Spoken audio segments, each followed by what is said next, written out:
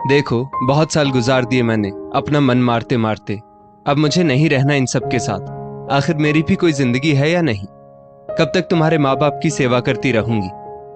आज अंकिता अपने पति उमेश के घर आते ही उस पर बरस पड़ी। क्या बकवास कर रही हो अंकिता? ये फितूर तुम्हारे दिमाग में किसने भर दिया? सोचना भी मत कि मैं अपने परिवार को छोड़ दूंगा। उमेश अंकिता के इस व्यवहार से बहुत हतप्रभ था, क्योंकि आज से पहले अंकिता ने कभी ऐसी बातें नहीं कही। क्यों क्यों नहीं छोड़ सकते इन लोगों को? मैं तुम्हारी पत्नी हूं और पति पत्नी का रिश्ता सब रिश्तों से ऊपर होता है। तुम्हें नहीं पता तो जाकर अपनी माँ से पूछ लो। अंकिता तेज आवाज में बोली। बहू बेटे के झगड़े की तेज आवाज सुनकर कमला जी भी उनके कमरे तक आ गई। क्या बवाल मचा रखा है आज घर में? आखिर बात क्या है जो तुम दोनों इस तरह लड़ रहे हो? कमला जी आंखें तरेरते हुए बोली। कमला जी को देखकर अंकिता उनकी ओर आई और बोली, माँ जी, अच्छा हुआ आप आ गई। आप ही समझाओ अपने बेटे को। मेरी बात तो ये समझते ही नहीं। मैं इनकी पत्नी हूं तो मेरी खुशी का ख्याल रखना इनका फर्ज है कि नहीं? आप कह दो इनसे कि चुपचाप मेरी बात मान ले और अलग घर ले ले। अंकिता की बात सुनकर कमला जी सकते में आ गई। ये क्या बकवास कर रही हो बहू? तुम्हारा दिमाग तो खराब नहीं हो गया है? क्यों मेरे बेटे को उल्टी पट्टी पढ़ा रही हो? अरे क्या इसी दिन के लिए ही से पाल पोस कर बड़ा किया था कि बुढ़ापे में ये हमें छोड़कर बीवी का पल्लू पकड़कर चला जाए? क्या कमी है तुम्हें इस घर में? माँ जी, मुझे 5 साल हो गए आप लोगों के साथ रहते रहते। न अपनी मर्जी से कहीं आ जा सकती हूँ, न अपनी मर्जी के कपड़े पहन सकती हूँ। जितना भी कर लो, कभी किसी के मुंह से तारीफ के 2 बोल नहीं निकलते। मेरा भी मन करता है अपनी मर्जी से जीने का। क्यों रहूं मैं इस घर में बस आप सबका काम और सेवा करने के लिए? और आज आपको क्या हो गया मम्मी जी? कल आप ही तो नंदोई जी को ये सब समझा रही थी, फिर अपने बेटे को क्यों नहीं समझाती? अंकिता की बात सुनकर कमला जी की आंखों के आगे कल का दृश्य घूमने लगा। कमला जी की बेटी मनोरमा की शादी को साल भर ही हुआ था। आए दिन वो ससुराल में झगड़ा करके अपने मायके आकर बैठ जाती थी। इस बार कमला जी ने अपने दामाद को घर बुलाकर अच्छी झाड़ लगाई। देखिए दामाद बाबू, मेरी बेटी को मैंने बहुत लाड से पाला है। इसके बोलते ही इसकी हर फरमाइश पूरी की है। इसे हमने ऊंची शिक्षा इसलिए नहीं दिलाई कि ससुराल में जाकर ये झाड़ू बर्तन करे या आपके माँ बाप के नखरे उठाए। अरे हमने आपके साथ इसकी शादी की है तो इसे खुश रखना आपकी जिम्मेदारी है। मेरी बेटी अब तभी आपके साथ जाएगी जब आप अलग घर लेकर रहेंगी, ताकि मेरी बेटी चैन से जी पाए। याद रखिए, सारे रिश्ते पीछे छूट जाते हैं, लेकिन पति पत्नी का रिश्ता ही उम्र भर साथ रहता है। आपको अपने बीवी बच्चों और भविष्य के बारे में सोचना चाहिए, ना कि दुनियादारी के बारे में। हमने तो आपकी अच्छी नौकरी, अच्छी तनख्वाह देखकर मनोरमा का हाथ आपके हाथ में सौंपा था, ना कि आपका परिवार देखकर। दामाद बाबू असहाय से अपनी सास की बातें सुन रहे थे। वो दो राहे पर खड़े थे कि क्या करे। यदि अपनी सास की बात माने तो अपने परिवार का साथ छोड़ना पड़ेगा, और ना माने तो अपनी शादीशुदा जिंदगी दाव पर लगा देंगे। वो दुविधा में थे कि कैसे अपने माँ बाप को इस उम्र में अकेला छोड़ दे।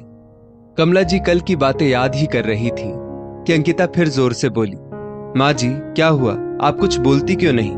जो बात नंदोई जी को समझा रही थी, अपने बेटे को क्यों नहीं समझाती? अब उमेश को अंकिता के अचानक से बदले हुए व्यवहार का कुछ कुछ अंदाजा हो रहा था। इतने में अंकिता ने अपनी सास से नजरें चुराकर उमेश की तरफ आंख मारी। अब तो उमेश को अंकिता के सारे नाटक की वजह समझ में आ गई कि वो आज ऐसा अलग व्यवहार क्यों कर रही है।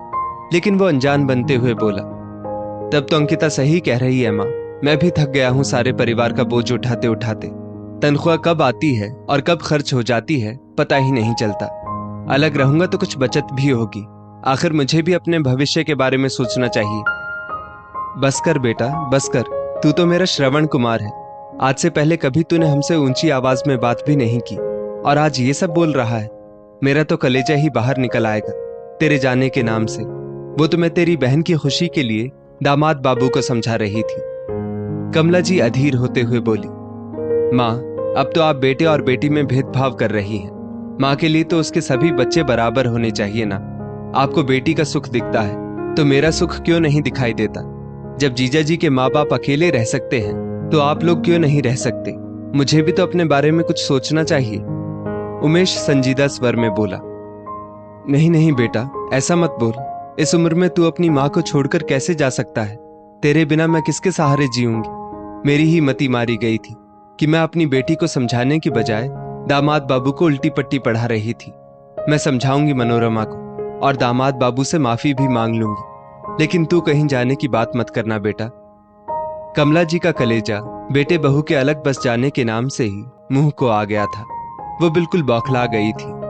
कमला जी की आंखों में पश्चाताप के आंसू थे। मां की ऐसी हालत उमेश और अंकिता से देखी नहीं गई।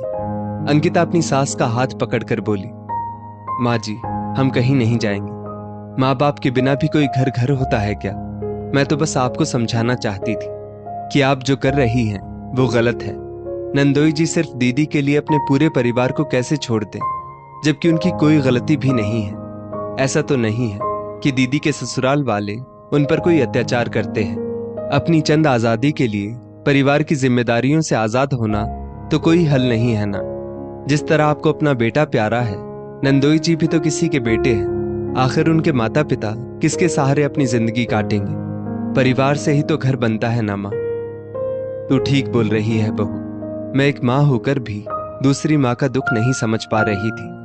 अलग घर परिवार में थोड़ा सामंजस्य तो सब लड़कियों को बैठाना पड़ता है। मैं मनोरमा को समझाऊंगी। बस तुम लोग आज के बाद कहीं जाने की बात मत करना। दरवाजे पर खड़ी मनोरमा भी उनकी बातें सुनकर मन ही मन सोच रही थी कि गलती उसकी ही है। यदि आज उसकी भाभी भी उसकी तरह सिर्फ अपना स्वार्थ और सुख देखती तो उसके मायके की क्या हालत होती। मन ही मन वो निर्णय कर रही थी कि वो भी एक अच्छी बहू और अच्छी पत्नी बनकर दिखाएगी। परिवार के प्रति अपना फर्ज निभाने में अपने पति का साथ देगी, ना कि उनकी राह का रोड़ा बनेगी। दोस्तों, माँ बाप के लिए अपने बच्चों से अलग रहना आसान नहीं होता। एक तरह से देखो तो इंसान धरती का सबसे स्वार्थी जीव है, क्योंकि वो ये आस लेकर अपने बच्चों को पालता पोसता है कि जब उसे जरूरत पड़ेगी तो उसके बच्चे उनका सहारा बनेंगे। ये उम्मीद ही माता पिता के जीने का सहारा होती है। लेकिन यदि ये उम्मीद टूट जाए तो इंसान खुद भी टूट जाता है। इस स्टोरी को लेकर आपकी क्या राय है, नीचे कमेंट करके जरूर बताइएगा। और ऐसी ही और भी बेहतरीन वीडियोस के लिए हमारा पेज जरूर फॉलो करें। धन्यवाद।